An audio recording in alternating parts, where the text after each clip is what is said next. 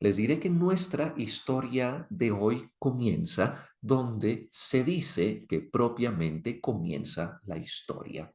¿A qué me refiero? A que ya sabemos que nuestra historia humana suele estar dividida en dos grandes periodos convencionales. Aquello que llamamos la prehistoria se divide de la historia. ¿En qué momento sucede esa división? Sucede con la invención de la escritura, porque desde que tenemos la capacidad de poder consignar qué es lo que ha sucedido en el pasado, podemos decir propiamente que tenemos una historia. Y según muchos historiadores, esto habría sucedido en diferentes partes del mundo, en uno de esos lugares, y nuestra atención irá allí, en una de esas regiones del mundo en donde habría sucedido ese raro evento de que se inventa un tipo de escritura de forma autónoma e independiente. Es raro encontrarnos con estos sitios. Recordemos que solamente hubo unos 5 o 6 lugares en el mundo en donde esto pudo haber ocurrido. Uno de esos lugares clásicos es el lugar que nosotros llamamos Mesopotamia. Mesopotamia, recordemos que es el nombre de una región, la región comprendida entre dos grandes ríos, los ríos Tigris y Éufrates, en donde habrían de desarrollarse algunas de las primeras y más grandes civilizaciones de la antigüedad. Estoy pensando en civilizaciones como Sumeria, como Acadia, como Babilonia, como Asiria, también, y algunas de las civilizaciones que se desarrollaron aquí en Oriente Próximo. Así que nuestra historia de hoy comienza en donde comienza una parte de la historia. Hay un famoso libro que a mí me encanta, es el libro del autor Samuel Noah Kramer, que se llama La historia comienza en Sumer, precisamente porque es uno de los lugares en donde apareció la escritura. Y desde que tenemos noticia de esa escritura, también sabemos, recordemos que la escritura particular de Mesopotamia fue esa que nosotros llamamos escritura cuneiforme. Sabemos que seguramente los primeros escribas que hubo eran funcionarios, estaban al servicio del poder, a lo mejor también eran sacerdotes, y que de esta manera nos dejan algunos de los primeros, o eran administradores, y que de alguna manera nos dejan algunos de estos relatos consignados sobre los acontecimientos del pasado. Pero resulta que hacia el siglo 23 antes de Cristo, 23 digo que la escritura apareció en Mesopotamia más o menos hacia el año 3000 antes de Cristo, hacia el año 2300 vemos algo muy especial. Resulta que todos los textos, que el conjunto de los primeros textos que nos han llegado del tercer milenio eran indefectiblemente todos ellos textos anónimos, pero hacia el siglo 23 antes de Cristo algo increíble ocurrió, y ocurre que nos quedan registros del primer texto que es firmado por un autor. Y lo más sorprendente de todo es que ese autor que pone su firma en un texto no es otro que una mujer. Así que quizás el primer texto con autoría que tenemos en la historia de la humanidad es un texto que fue firmado por una mujer. ¿Quién fue esta mujer y cuál es el documento arqueológico que les quiero presentar hoy? Bien, es un pequeño disco de alabastro que estuvo entre los objetos arqueológicos encontrados por Leonard Woolley, por Sir Leonard Woolley, allá durante las excavaciones que realizaría en las tumbas reales de Ur a comienzos del siglo XX. El pequeño disco de alabastro tiene una escena grabada y también tiene una inscripción.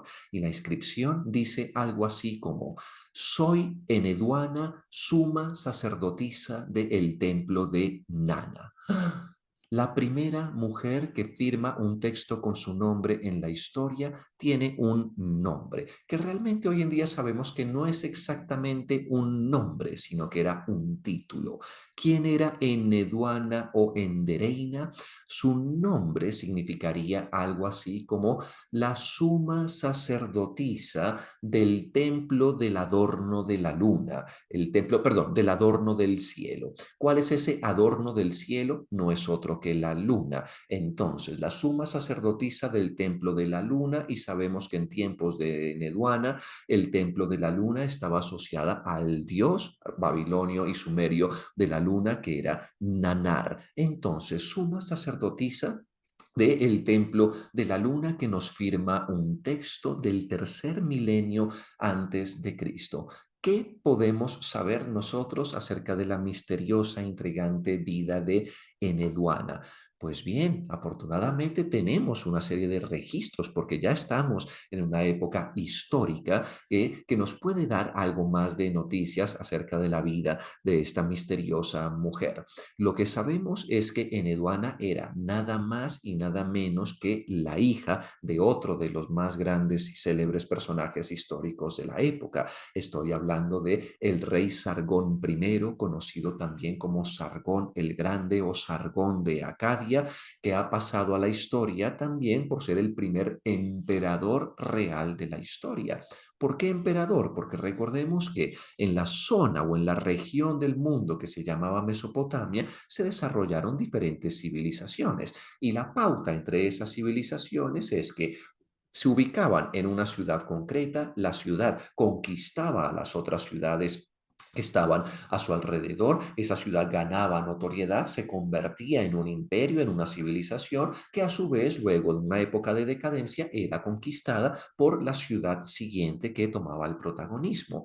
En este caso ya ha pasado el apogeo de Sumeria y de Babilonia y nos encontramos con el apogeo de otra grande ciudad es Agadé, y la ciudad de Agadé será la ciudad desde la cual Sargón el Grande llevará a cabo todas sus campañas militares y de conquista de lo que habían sido las otras grandes ciudades de Mesopotamia. Pero vamos a salir de Agadé, este mapa nos recuerda cuáles fueron esas campañas y esas conquistas militares de Sargón, para que nos vayamos a una de las ciudades sumerias más importantes, aquí al sur, fíjense en la desembocadura de los ríos, es la ciudad de Ur que había sido muy importante para los sumerios y por lo tanto también habría de ser una ciudad importante para los acadios. Y será esta la ciudad de Ur en donde Sargón de Acadia designará dejar a uno de sus propios representantes o de sus descendientes, es decir, concretamente su propia hija, a cargo de el edificio más importante de la ciudad, un edificio que todavía hoy en día se conserva y se conserva como ejemplo de esa arquitectura magnífica que hubo en la antigua Mesopotamia que nosotros llamamos los sigurats. Este de acá que les traigo es el famoso sigurat de Ur, es el mejor conservado de todos los sigurats que actualmente se pueden visitar en Irak. Aquí tienen otra visualización que nos habla no solamente de esa construcción monumental, sino del papel importante que jugaba el templo en medio de la ciudad, alrededor del cual se organizaba toda la ciudad, y nos recuerda que el templo no era solamente un sitio de actividad religiosa, sino que era un importante centro de actividad económica y también de actividad política. Entonces, el puesto de suma sacerdotisa del templo de Ur era un puesto no solamente religioso, sino un puesto con suma importancia política, administrativa y económica. ¿Cómo lo sabemos? Porque afortunadamente también en Eduana nos ha dejado consignados en textos algunas de estas funciones.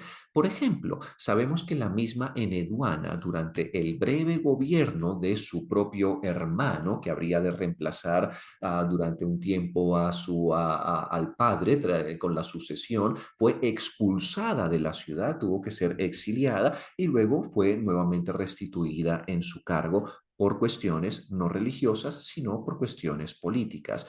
Además, sabemos que la misma madre del rey Sargón de Acadia había sido también suma sacerdotisa del templo de Nanar. Entonces, un importante papel político, económico, administrativo y también religioso. Cuando decimos ahora bien que se trataba de un papel religioso, nos llegan, por supuesto, muchos documentos arqueológicos, además de los documentos escritos, que nos hablan acerca de la importancia que tenía la sacerdotisa en este contexto. Por ejemplo, en el acercamiento que tenemos de uno de mis objetos arqueológicos de la antigüedad favoritos, el vaso de Ur, tenemos la representación de aquí las cañas o los estandartes que simbolizaban a la diosa Inanna, diosa del amor, de la fertilidad, del erotismo también, junto con la sacerdotisa encargada del templo que también recibía las ofrendas. Y de la misma manera, en este sello que tenemos en la mano derecha vemos representada a la diosa Ishtar, es decir, la versión babilónica de Inanna, que también está aquí precedida, ¿no? O a quien le está haciendo homenaje la propia sacerdotisa del templo. Ojo, una sacerdotisa que no solamente cumplía con la labor de administrar el templo, sino que también desempeñaba un papel que nosotros rara vez relacionaríamos con el ejercicio religioso, pero que era bastante habitual en la antigua Mesopotamia. Me refiero a la prostitución sagrada. La sacerdotisa era también una prostituta sagrada que de vez en cuando tenía que ofrecer su cuerpo y sus servicios sexuales a cambio de ofrendas o entregarse a los extraños a cambio de ofrendas para el templo. Y todo esto, ¿por qué? Porque la diosa ante la cual estaba sirviendo era una diosa del amor, una diosa del erotismo, de la sensualidad y al mismo tiempo una diosa de la fertilidad. Entonces sabemos que Eneduana también pudo llegar a satisfacer todas estas funciones que recaían entonces sobre las sumas sacerdotisas.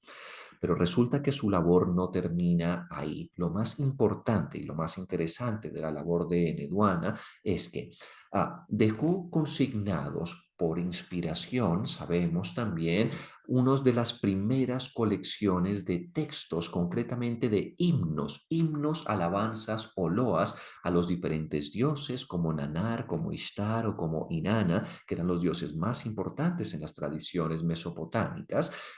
Y estas colecciones de poemas o de himnos o de loas conforman hoy en día más o menos unos 42 himnos que en su conjunto reciben el nombre de los himnos o las loas religiosas de Sumer.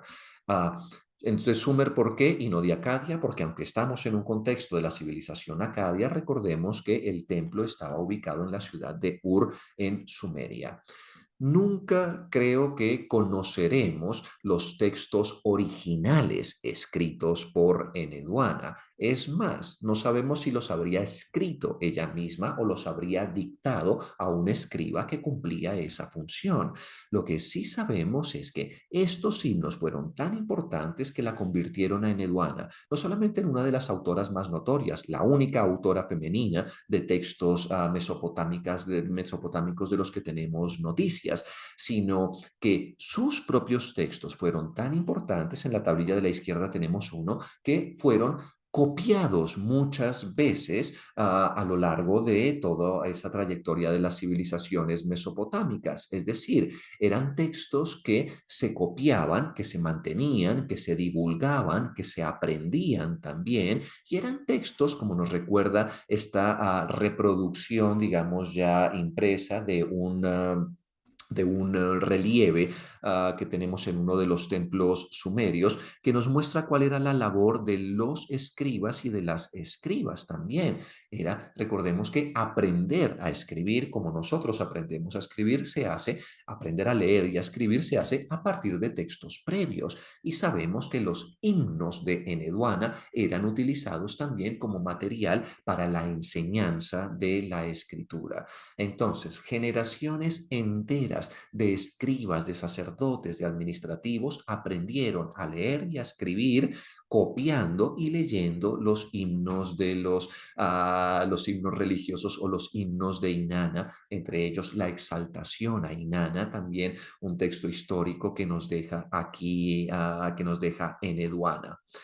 Adicionalmente, otros textos posteriores, que serán precisamente aquellos que rescatan el perfil y la importancia que había tenido Eneduana para la tradición literaria mesopotámica, insisten en que nuestra querida sacerdotisa también era diestra en otras funciones, por ejemplo, funciones como las matemáticas, como la astronomía, y además también en la promulgación de leyes, como les he comentado, era un puesto también que tenía un cariz político. Y Y todas estas disciplinas, cuando nosotros miramos el nacimiento de las matemáticas, de la astronomía, de las leyes en nuestra cultura occidental, generalmente a donde ponemos nuestra mirada es en la antigua Mesopotamia. Con sus conocimientos de matemática, de astronomía y de leyes, también se estima que Eneduana, a quien volvemos a ver aquí representada, habría sido la autora de algunos de los primeros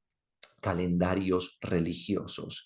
Entonces, para mí, ¿cuál es la enorme importancia de Eneduana? Resulta que no solamente pasa a la historia como la primera mujer en haber firmado un texto y de cuya autoría nos ha llegado noticias, y seguramente la primera poeta, escritora y sacerdotisa de esta tradición, sino que el conjunto de todos los himnos sagrados, los himnos sagrados de Sumeria, son considerados por muchos filólogos como el primer intento de consolidación de lo que hoy en día llamaríamos nosotros una teología sistematizada. Es decir, antes de estos textos, lo que nos encontramos nosotros son con muchas narraciones que refieren mitos, pero no tenemos un intento de hacer de estos mitos una religión sistematizada y organizada.